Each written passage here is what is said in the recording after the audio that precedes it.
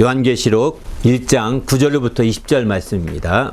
제가 이제 9절, 10절, 11절만 봉독해 드리고 이어서 말씀 나누도록 하겠습니다. 나 요한은 너희 형제요 예수의 환난과 나라와 참음에 동참하는 자라.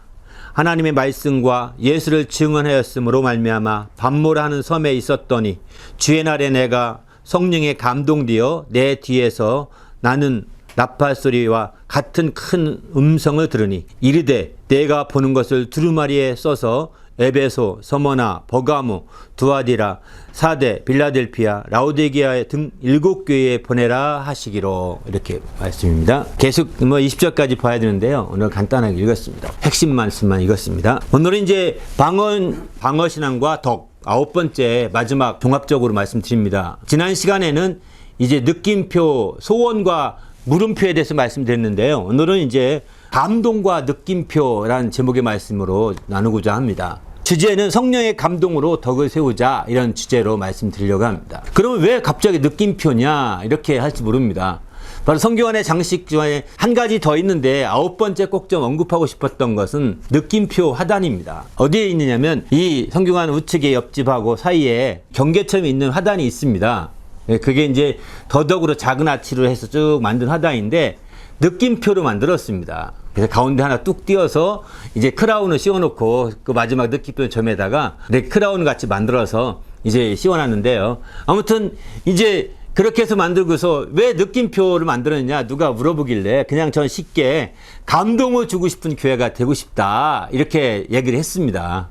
물음표 화단을 만들었는데 왜 물음표를 만들었느냐? 바로 모든 물음에 답을 주고 싶은 교회가 되고 싶다. 이렇게 사실 우리 교회의 방향이라고 그럴까요? 목표라고 그럴까요? 희망이라고 그럴까요?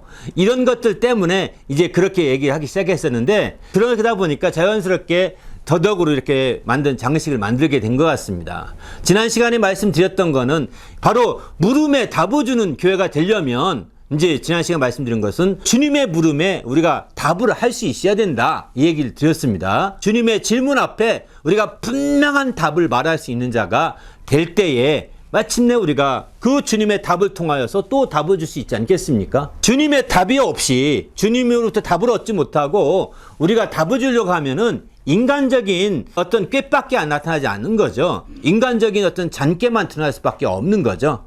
인간적인 잔꾀가 아니라 하나님의 그 답으로 주님의 그 질문의 답으로 우리가 답을 전해준다면 가장 좋지 않겠습니까? 그래서 소망에 대하여 예비한 답을 가지고 있으라고 베드로도 이렇게 말하겠는데 이렇게 그 예비한 답으로 답할 수 있어야 되거든요. 그것은 곧 우리 주님께 질문의 답을 가질 때 그 소망에 대한 답을 가지게 되는 거죠. 그런 답을 또 풀어줄 수가 있는 거죠. 그래서 지난 시간에는 그런 부분에 대해서 자세히 말씀을 드렸는데 아마 다 못 드린 것 같아요. 좀 추가적으로 말씀드린 거고요. 오늘은 느낌표는 왜 그러냐?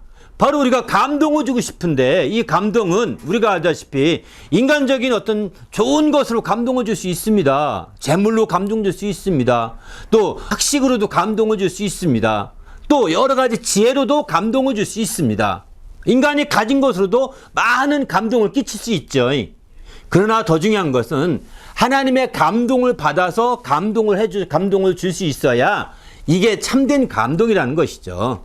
그렇지 않고 인간이 가진 것으로 인간의 지혜나 재물이나 학식이나 인간의 가진 것으로 감동을 주면 이것은 살짝 지나가고 맙니다. 일시적인 거예요. 이런 감동은 사라져버리고 말고 일시적으로 변하고 말거든요. 이제 사라져버릴 감동이 아니라 살아있는 감동, 계속해서 살아서 역사하는 감동, 지속적으로 작용하는 감동이 되려면 바로 하나님의 감동을 받아서 그 감동으로 감동을 줄 수 있다면 아마 이것은 참된 감동이지 않겠는가라는 생각이 듭니다. 그래서 오늘은 이제 성령의 감동으로 우리가 감동을 받아서 이렇게 감동을 줄 수 있는 사람이 되자라고 하는 주제로 말씀을 드리고자 합니다. 우리 모두가 이런 하나님의 감동, 성령의 감동을 받으시는 성도가 되시기를 예수님의 이름으로 축원합니다. 할렐루야. 오늘 이제 성경에는 이렇게 말합니다. 우리 그리스도인이 믿는 하나님은 어떤 분이시냐? 감성이 있는 하나님을 우리는 믿는 겁니다. 우리가 하나님을 믿되 하나님이 감성을 가지고 계시고 감성을 따라 움직이시고 또 그분이 감격하시기도 하시고 감탄하시기도 하시고 또 감동하시기도 하시고 또 그 반대로 그분은 탄식하기도 하시고 후회하기도 하신다. 어떤 데는 이런 말씀도 합니다. 그런 말씀도 본다면 하나님의 감성이 분명히 계신 분입니다. 이슬람 교회에서 믿는 하나님은 이거 알라라고 그러죠. 감성이 없는 것 같아요. 아주 고고해가지고 아주 막 냉철하게 판단하는 그 하나님만 생각하거든요. 그러나 우리 하나님은 감성이 있으신 하나님이십니다.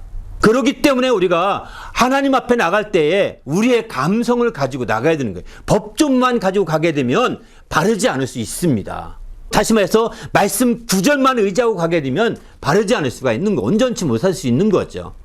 그러나 그게 바로 말씀만 가지고 나갔던 대표적인 사람이 누구냐? 그게 바로 누구냐면 구약의 율법주의자들이거든요. 그들은 법조만 가지고 하나님 앞에 나갔지만 하나님이 감동시킬 수 없었습니다. 왜? 아무리 훌륭한 그 제물을 드려도 하나님이 짐승이 피가 없어서 하나님이 뭐 하시겠어요? 그걸 원하시는 거겠어요? 아니잖아요. 하나님을 감동을 시킬 수 있어야 되거든요. 그렇기 때문에 우린 주님 안에서 하나님의 감동을 시켜야 하나님의 감동을 받지 않겠습니까? 하나님을 감동시키지 못하는데 하나님이 감동해 주시겠습니까? 그렇지 않아요? 구약에서는 이렇게 하나님을 많이 감동시켰습니다. 그래서 구약의 기도는 하나님의 감동시킨 것 가지고 기도했습니다. 사실은. 신약에 와서 기도는 다르죠. 신약에 와서 기도는 이제부터는 이렇게 기도하라. 지금까지는 아무것도 구하지 않았으나 이제부터는 내 이름으로 구하라 라고 예수님이 그때부터 내 이름으로 요한복음 16장 7절 이하에서 쭉 말씀 24절에서 말씀하시죠. 이렇게 구약에서는 예수의 이름으로 기도한 적이 없습니다. 왜? 예수님이 오시기 전이었으니까요. 그러면 구약은 어떻게 기도했느냐? 자신이 했던 주님 앞에 뜻대로 살았던 것 가지고 기도합니다. 그래서 자기가 주의 뜻대로 살았던 그 모든 것들을 통하여 하나님을 감동시키기도 했던 겁니다. 그런 대표적인 사람이 사실은 히스기야입니다. 히스기야 왕은 유다 왕인데 유다 왕의 아주 개혁군주로 하나님 뜻대로 살았던 그런 대표적인 다윗 왕 다음으로 유명한 왕이에요. 다윗 왕 다음으로. 그런 왕이 병이 들었습니다. 그러니까 히스기야가 엎드려서 기도하면서 웁니다. 눈물로 그 침상을 적셨다고 했습니다. 그러면서 살게 해달라고 막 기도합니다. 그때에 그가 기도하면서 의지했던 건 뭐냐면 내가 지금까지 했던 것을 보아서 날 살려주십시오. 이거예요. 지금까지 내가 했던 그 무엇했는지 모르지만 그것을 보시고 날 좀 살려주십시오. 이게요 구약 기도의 대표적인 기도입니다. 이 얘기는 뭐냐면 그가 개혁을 했고 우상을 다 철거했고 잘못된 걸 다 개혁시켰거든요. 신앙적으로. 그렇게 했으니 하나님이 정말 기뻐하실 만한 일인 거죠. 하나님의 감동을 끌 만한 일인 거죠. 그런데도 불구하고 병 들었으니 어쩌겠어요. 이제 날 살려주십시오. 정말 내가 했던 걸 보고서 날 살려주십시오. 간절히 기도했는데 마침내 하나님이 응답하셨어요. 내가 살려주마. 그래서 너희가 15년 더 살게 해줄겠다. 이렇게 말씀하시죠. 그때에 증거를 대십시오 하니까 그러면 태양이 15도 돌아가게 하겠다는 거예요. 15도를. 15도인가 10도인가 정확히 지금 기억 안 나네. 돌아가게 하겠다는 거예요. 15도라고 가정을 해봅시다. 15도로 돌아가게 하겠다. 그래서 그 바늘을 뒤로 돌립니다. 이게 사실은 오늘날 과학으로도 입증됐다고 합니다. 이게 입증됐다. 여러분 찾아보면 나오는 얘기입니다. 뭐 나사에서 나중에 인공위성을 쏘아 올리는데 바로 달나라를 목표로 쏘는데 보통 천문학계에서는 시뮬레이션 하는 그 프로그램이 있답니다. 그런 걸로 돌리게 되면 100년 전까지 1000년 전, 2000년 전, 뭐 10,000년 전까지 다 돌릴 수 있다고 그럽니다. 진짜 그건 정확히 나온다고 그래. 거의 정확하게. 그런데 나오는데, 그렇게 돌려서 나오는데 문제는 뭐냐면 그렇게 함에 있어서 이제 달나라에 인공위성을 쌓아 올려야 되는데 안 맞는 거예요. 정확히 쌌는데 정확히 시뮬레이션 계획대로 쌌는데 15도가 빗나가는 거예요. 빗나가서 왜 그런가 이해가 안 돼서 계속 있던 사람들이 기도하는 가운데 성경을 보다가 우연하게 히스기야의 기사를 발견한 거예요. 그래서 히스기야의 말을 발견하고 그 15도를 올려가지고 했더니 정확히 맞더라는 겁니다. 그래서 이게 분명한 과학적 사실이구나. 그냥 이게 옛날 얘기에 성경에 기록된 옛날 얘기가 아니구나라는 것을 입증했다고 그런 얘기 하더라고요. 그렇게까지 할 만큼 오늘날 과학적으로 입증될 만큼 실제 히스기야는 응답을 받고 병을 고침받게 되는 거죠. 이처럼 마찬가지죠. 오늘날도 우리 마찬가지입니다. 우리 자신이 이제 하나님 안에서 바로 이렇게 하나님의 감동을 시킬 수 있도록 정말 분명하게 우리의 선행과 우리의 구제와 우리의 기도와 우리의 애씀과 우리의 모든 노력들을 가지고 구약에서는 기도하는 거예요. 예수님이 판단했던 사람 중에 하나가 바리새인들이죠. 바리새인들은 나가서 손을 들고 주여 내가 11조 했습니다. 주여 내가 기도를 5번씩 계속 3번씩 깨우치지 않고 아침 점심 저녁 때를 따라서 기도했습니다 라고 하면서 계속 기도하죠. 이렇게 이제 기도하고 간구하고 이런 식으로 합니다. 그렇게 했던 바리새인들의 기도는 예수님이 이제 외식하는 자들이다 라고 판단하셨지만 사실은 그게 구약의 정상적인 기도의 모습이었다는 겁니다. 그들이 남들 앞에 해서 그렇긴 하지만은 남들 앞에 그걸 보이지 말라고 주님이 말씀한 거지 그 기도가 틀렸다 이렇게 말한 건 아니라는 거죠. 사람 앞에 자기가 했던 걸 내세우고 사람 앞에 길거리 사거리에서 그런 식으로 기도하니까 자기 자랑하는 것에 불과한 거잖아요. 이렇게 하지 말라고 은밀한 중에 보신 하나님께 기도하라고 말한 거지 그게 구약의 기도에 틀렸다 이렇게 말한 건 아닙니다. 그런 차원에서 볼 때 우리가 구약에서는 이렇게 하나님을 감동시키려고 몸부림쳤다는 겁니다. 그들이 말씀을 지켰던 것도 감동시키려고 몸부림쳤던 거죠. 그러나 신약에 와서는 이제 그런 감동, 인간적인 감동이 아니라 예수 그리스도의 이름으로 기도하게 됩니다. 예수 그리스도의 이름으로 기도함으로 말미암아 인간적인 노력보다도 예수님의 이름이 더 영광스럽게 되기를 예수의 이름이 더 아름답고 더 크게 영광 받으시는 것을 목표로 하는 기도가 되는 것이죠. 이렇게 차이가 있는 거죠. 그러나 어쨌든 우리는 구약시대처럼 하나님을 감동시키는 하나님 또 감동받으시는 이런 감성을 지니신 분이라는 거 이건 확실히 믿으시고 그래서 하나님 앞에 나갈 때 정말 작은 거라도 감동시키기 위해서 감사해야 합니다. 하나님이 주신 거라고 느낀다면 지극히 우리가 냉수 한 그릇 놓고도 감사하기도 하잖아요. 형식적이 하는 게 아닙니다. 정말 냉수 하나라도 하나님께 감사하고 감격하고 감탄하고 찬양하고 이렇게 하는 겁니다. 작은 거지만 이렇게 작은 것 가지고 자꾸 그렇게 하는 거죠. 우리가 신앙이 좋으면 어떤 사람들은 감성이 없어지고 이성적이 되는 줄 아는데 이건 믿음의 초기일 때 그렇습니다. 믿음의 초기일 때는요 이성적이 되는 경향이 많은 것 같습니다. 그러나 믿음이 점점 더 성장하면 감성적으로 더 발전돼 가게 됩니다. 감성적으로. 그래서 우리는 이제 주님 안에서 적극적으로 이렇게 감성을 지닌 성도들답게 감성을 지닌 하나님 앞에 더욱더 감사와 영광을 돌리는 그런 성도가 되시길 바랍니다. 할렐루야. 그래서 우리 자신이 적극적으로 필요한 거죠. 그 구약에서는 이렇게 하나님의 신에 감동된 사람이 많이 있습니다. 한 예로 민수기에 보게 되면 이제 여호수아가 감동된 자였다. 여호수아는 이렇게 표현하지 않습니까? 다윗도 하나님의 신에 감동됐다. 이렇게 표현하고요. 사사기에 보게 되면 이제 삼손도 하나님의 신에 크게 감동되었더라. 이렇게 말합니다. 더 나가서 이제 엘리사도 하나님의 신에 크게 감동되었다. 이렇게 나오고요. 또 이방인 왕이었죠. 파사의 왕이었던 고레스도 하나님의 신이 크게 감동했다고 그 마음을 감동시키시니라고 역대하 36장 20절은 그렇게 말하고 있습니다. 여러분 아다시피 고레스 왕은 이방인입니다. 그도 하나님이 존재를 인정한다고 했지 모르지만 유대인처럼 믿는 사람이 아닙니다. 그럼에도 불구하고 이렇게 감동시키기도 하거든요. 왜 감동시켰느냐? 에레미야의 예언을 응하게 하려고 감동시켰다고 말씀합니다. 하나님이 감동을 시키되 우리가 알다시피 하나님 말씀이 응하게 하려 할 때 이렇게 하나님을 감동시키지 못한 사람도 감동시키는 경우가 있다는 거죠. 우리가 믿지 않는 사람들이 감동되어서 하나님 뜻대로 쓰이는 경우가 가끔 있지 않습니까? 예를 들면 믿지 않고 불신자인데도 불구하고 어느 날 갑자기 와서 책 한 장을 주고 갑니다. 왜 그럴까요? 그냥 저는 변호사인데 변호사 사무실에서 체크를 막 써도 되나 봅니다. 그런데 이제 기부를 해야 되는데 기부할 데가 없어가지고 우리 교회 와서 기부한 적이 있더라고요. 그래 기부해서 받은 적도 있었는데 그걸 보면서 깜짝 놀랐습니다. 누가 그렇게 했을까요? 하나님이 그의 마음을 감동시킨 거죠. 그가 믿음이 연약하더라도 감동시켜서 이렇게 해야 되겠다 저렇게 해야 되겠다 이런 감동을 우리는 중요하게 생각해야 되는 거죠. 우리 믿는 자라고 한다면 자신의 마음속에 이렇게 감동된 것들을 귀하게 여겨야 합니다. 이런 것들을 소중히 여기고 귀하게 여기면 여길수록 하나님께서 더 감동해 주는 것이죠. 그렇게 되면 우리가 또 다른 사람들을 감동시킬 수 있는 성도가 될 수 있는 거죠. 또 다른 사람들을 감동해 줄 수 있는 그런 성도들로 그런 우리 모두가 될 수 있는 거죠.